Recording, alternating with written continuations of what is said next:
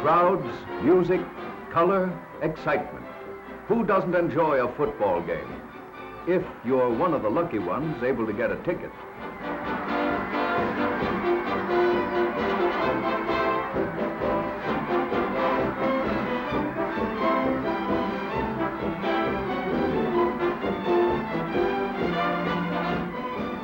But of course, if you're not, well, it's just too bad.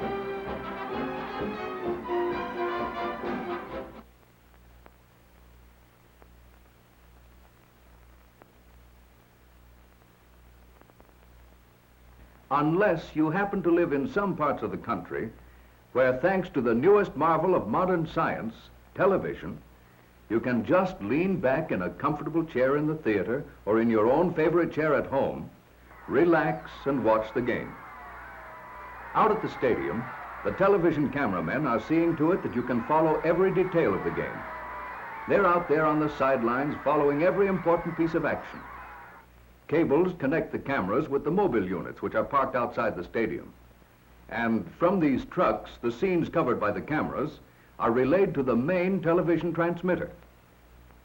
Now, let's see what a television studio looks like. It's a mighty busy place when a broadcast is being made from the studio. Great banks of light swivel down to flood the scene. Cameramen wheel in and out to pick up the action from the angle selected by the director.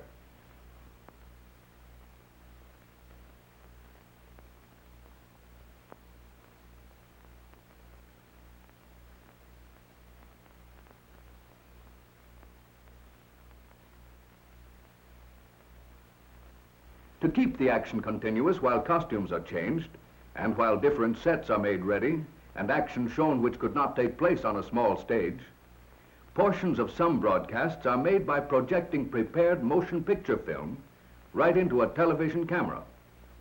Using the same actors and identical sets, the motion pictures are made in advance.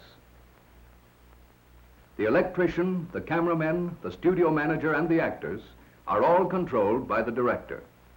His job is to see that the broadcast proceeds smoothly and without breaks, because the picture on the television screen must be continuous. Camera 1, move in close on the girl.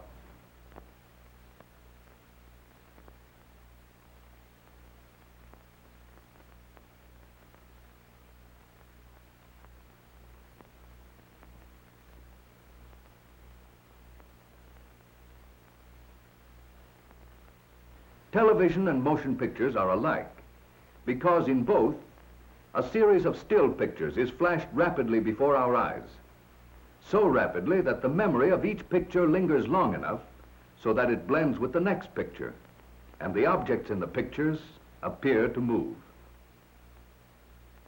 And now let's see what makes a picture a picture. Look closely at this one.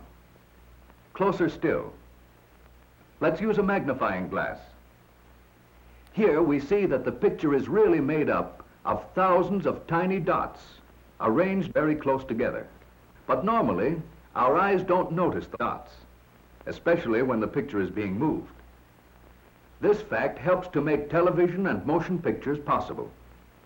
Television is simply a way of sending these dots from a transmitting station and putting them together to make a picture on the screen of a receiving set. Here's the way it works. Inside the television camera is a magic electric eye called the iconoscope, one of the most important parts of which is this sensitive plate called a mosaic. It is a rectangular piece of mica covered with millions of tiny photoelectric cells, arranged something like this. The scenes being televised go through the camera lens and fall on the photoelectric cells. Some of the cells receive lots of light, others very little.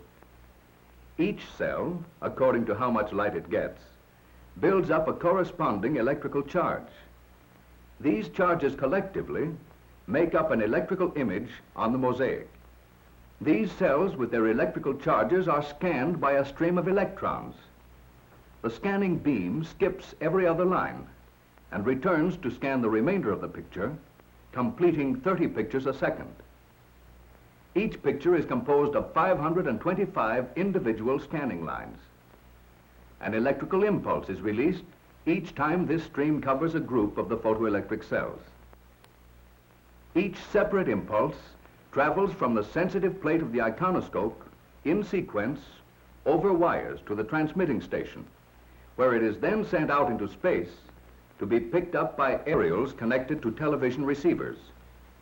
Here, the electrical impulses are carried to another magic tube called the kinescope and are used to control another stream of electrons which bombard the face of the kinescope, which is really the viewing screen. When the beam strikes this fluorescent screen, each electrical impulse is changed back to a spot of light. In other words, each spot of light picked up by the mosaic of tiny photoelectric cells in the television camera creates a corresponding spot of light on the receiving screen.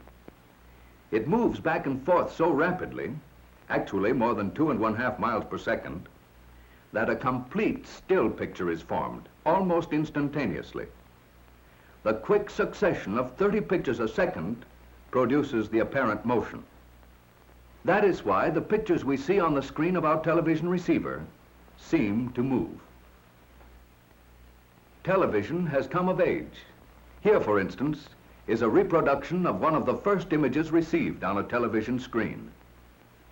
Compare that crude picture with these of today, and you can judge for yourself how far along the road to perfection television has traveled. It is bringing entertainment to thousands of people. Through its magic, we are able to enjoy a combination of the radio, motion pictures, and the stage right in the comfort of our own homes, simply by pushing a button and turning a dial. Of course, television can't perform such miracles as this, yet. But perhaps there's no harm wishing that it could.